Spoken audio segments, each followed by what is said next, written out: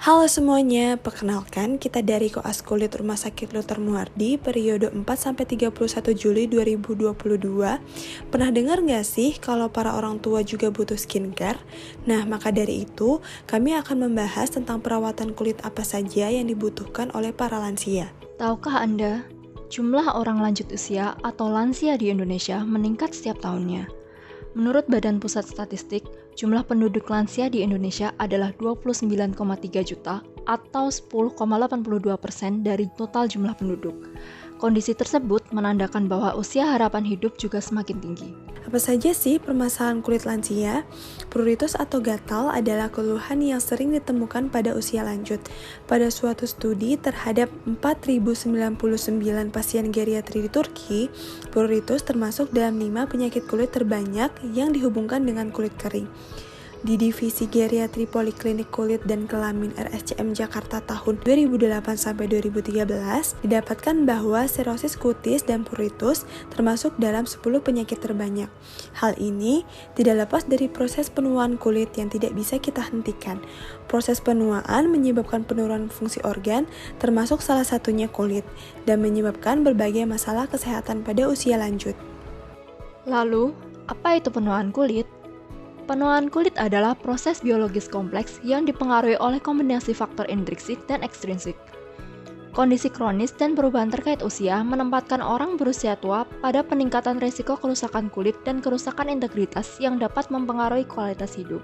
Sebelum membahas lebih lanjut mengenai proses penuaan kulit, yuk kita simak anatomi kulit. Kulit berperan sebagai sawar antara lingkungan internal dan eksternal. Fungsi kulit antara lain menyediakan barrier pelindung terhadap cedera mekanis, menjaga homeostasis, menjaga keseimbangan air elektrolit dan protein, pengatur panas tubuh, persepsi sensorik, serta perlindungan imunologi. Meskipun kulit memiliki banyak lapisan, secara umum dapat dibagi menjadi 3 bagian utama. Bagian luar disebut epidermis, bagian tengah disebut dermis, dan lapisan dalam di bawah dermis disebut subkutan. Setiap lapisan juga mengandung jaringan ikat dengan serat kolagen untuk memberikan dukungan dan serat elastin untuk memberikan fleksibilitas dan kekuatan. Kulit manusia adalah indikator penuaan yang paling mudah diamati. Pada kulit usia lanjut, terjadi penipisan epidermis, penurunan suplai darah, cairan, serta nutrisi ke kulit, melambatnya penyembuhan luka dan respon imun, terganggunya termoregulasi, dan berkurangnya jumlah kelenjar minyak dan keringat.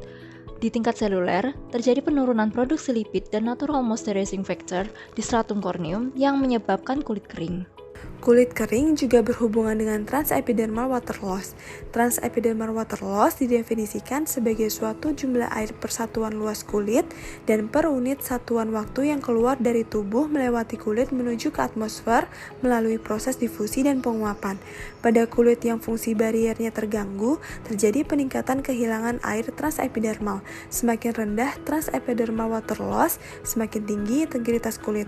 Sedangkan semakin tinggi transepidermal water loss, maka semakin rendah integritas kulit. Jadi, dapat kita simpulkan bahwa keluhan gatal atau pruritus yang sering ditemukan pada lansia merupakan manifestasi dari kondisi kulit yang kering dan penyangga kulit yang berkurang. Apa saja sih yang mempengaruhi penuaan kulit? Proses penuaan kulit disebabkan oleh multifaktorial. Berdasarkan penyebabnya, penuaan kulit secara umum dapat dibagi menjadi 2, yaitu penuaan intrinsik dan ekstrinsik. Yang pertama, penuaan intrinsik. Penuaan intrinsik merupakan proses penuaan kulit alami yang terjadi seiring bertambahnya usia, yang dimulai pada akhir dekade ketiga. Proses ini merupakan proses yang berjalan lambat yang menyebabkan perubahan pada struktur jaringan kulit. Proses yang terjadi pada penuaan kulit intrinsik merupakan kombinasi dari 3 proses, antara lain penurunan kemampuan proliferasi sel-sel kulit, penurunan sintesis matrik ekstraselular kulit, serta peningkatan aktivitas enzim yang mendegradasi kolagen di lapisan dermis. Yang kedua, penuaan ekstrinsik.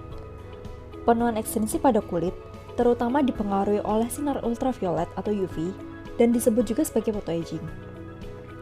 Pada penuaan ekstrinsik, lapisan epidermis menebal dan diferensiasi keratinosit dari epidermis terganggu oleh sinar UV. Ekspresi kolagen tipe 7 dalam keratinosit menurun di area terpejam UV. Berkurangnya produksi kolagen tipe 7 ini berkontribusi terhadap pembentukan keriput karena hubungan dermis dan epidermis melemah. Kolagen adalah protein penting yang memberikan kehalusan dan elastisitas pada kulit, tetapi produksinya menurun seiring bertambahnya usia. Ketika kadar kolagen mulai menurun, struktur kolagen akan menjadi lebih rapuh dan menyebabkan melemahnya dukungan struktural kulit. Kulit kehilangan volume dan kekencangan, serta mulai menipis dan juga berkerut. Pengurangan produksi kolagen juga bertepatan dengan hilangnya asam hyaluronat, yang selanjutnya berdampak pada hidrasi dan juga kekenyalan kulit. Seperti yang telah dijelaskan sebelumnya, paparan sinar UV menyebabkan eritema, edema, nyeri diikuti eksfoliasi, tanning, dan penuaan dini. Pemakaian sabun yang berlebihan, pembersih yang mengandung alkohol tinggi, kelembapan udara yang rendah, ruangan ber-AC dan paparan angin dapat menyebabkan kulit menjadi kering. Senyawa radikal bebas seperti pajanan sinar UV, radiasi sinar X, polusi udara, pajanan bahan kimia, dan bahan makanan seperti pengawet, pelezat, dan pewarna sangat berperan dalam proses penuaan. Mobilisasi yang menurun, kelainan yang dipengaruhi oleh obat, dan semakin banyak penyakit kronis yang diderita merupakan faktor risiko individu usia lanjut menderita penyakit kulit. Beberapa penyakit juga dapat menimbulkan penurunan respon imun dan vaskularisasi, sehingga memperlambat penyembuhan suatu penyakit, di antaranya aterosklerosis, HIV, dan juga gagal jantung kongestif. Apa saja sih problem kulit pada lansia? Berikut ini masalah kulit yang terjadi pada lansia. Berdasarkan penuaan intrinsik dapat terjadi kulit menipis, kerut halus, warna kulit menjadi lebih transparan, kadang dapat timbul teleangiektasis, ekimosis, seboroik, lentigo, milia, kulit yang kendor, kulit kering, kulit yang rapuh, dan dapat timbul beberapa lesi premalignan atau malignan. Sedangkan berdasarkan penuaan ekstrinsik dapat terjadi kulit yang menebal dan nodular, kulit dalam dan kasar, kulit menjadi kasar, banyak didapatkan teleangiektasis, ekimosis, seboroik, lentigo, komedo, kulit kering disertai dengan squama, lesi pigmentasi yang tidak merata, atrofi, peningkatan jumlah lesi premalignan atau malignan, elastosis atau gambaran kulit yang kasar berwarna kekuningan, aktinik purpura yaitu rapuhnya dinding pembuluh darah dermis sehingga kulit mudah memar bila terkena trauma.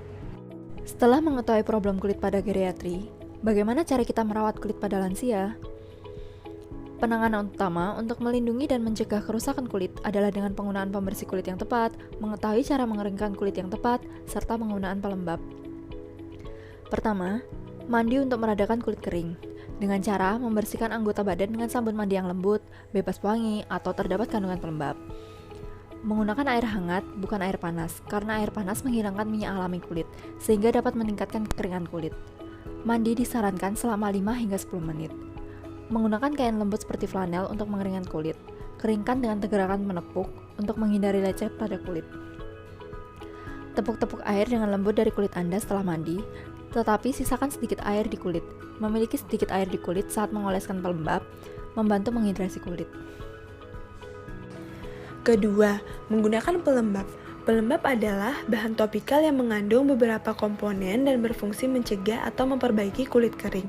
Yang perlu diperhatikan adalah, yang pertama, jumlah pelembab yang dioleskan disarankan tidak terlalu sedikit. Kedua, pengolesan sebaiknya diulang 2 hingga 3 kali sehari. Ketiga, pelembab lebih baik dioleskan saat kulit masih lembab maksimal 3 menit setelah mandi, akan membantu penyerapan sehingga hidrasi jaringan lebih baik. Dan yang keempat, gunakan pelembab sesuai kebutuhan dan jenis kulit, misalnya minyak zaitun, minyak kelapa, ataupun lanolin. Ketiga, lindungi kulit dari sinar matahari. Carilah tempat yang teduh saat berada di luar ruangan. Kenakan pakaian yang melindungi kulit dari sinar matahari. Oleskan tabir surya berspektrum luas dan tahan air dengan SPF 30 atau lebih tinggi. Kapan sih tabir surya itu perlu dipakai? Pertama, oleskan 30 menit sebelum beraktivitas di bawah sinar matahari. Kedua, oleskan kembali setiap 2 jam sekali atau setelah berkeringat.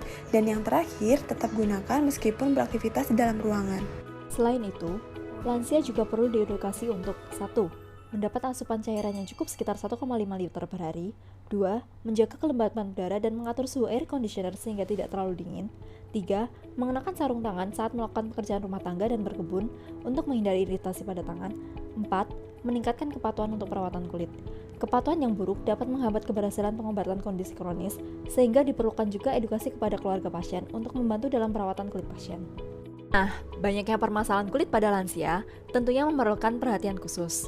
Oleh karena itu, tidak hanya lansia, namun pendampingan lansia juga harus memperhatikan perawatan kulit mereka. Sekian pemaparan mengenai perawatan kulit lansia kali ini. Sampai jumpa di video-video kami berikutnya.